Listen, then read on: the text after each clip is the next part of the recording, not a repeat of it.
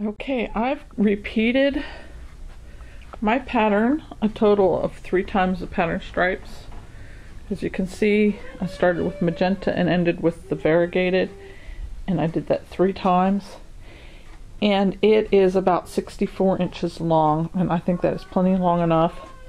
So what I need to do next is draw in the tails, and then I will show you how to do the border. So I'm going to set this up on a tripod and I will show you how I do the tails. Alright, I'm going to just start on one edge, starting at the bottom with my first piece of yarn tail. And I keep my needles in an M&M's Minis container. And you know, if you get the longer M&M's Minis container, you can keep your crochet hooks in those. It's just an awesome way to keep from getting lost in your bag. So I am going to choose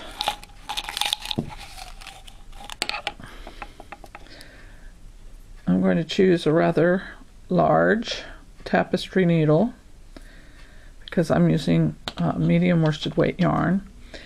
My stitches are not loose enough to use the plastic needles. These here are more for my knitting looms. So I'm going to put these back in here and start out with the orange. And to thread the needles easily, you just fold the yarn over the needle with your eye sideways like this, slide it down, and then just pop it through, and you got a threaded needle. And you can even do that when your end of your yarn's frayed a little bit. So what I'm going to do is I'm going to go, if you look closely, if you ended your stitches without chaining one at the end, you circle back around into the top of the double crochet there. It's like so. Draw that through snug, but not so snug that it feels like there's a knot there, okay? And then I run my needle down through the stitch like so, then across and under the group of 3 stitches. Now at this point you can either go down to the next row or up underneath these. And I just kind of follow my instincts here. I'm going to go down through this and stitch in this shell as well. And then go across underneath those. And now I'm going to go up through the double crochet, under across these stitches, and back down.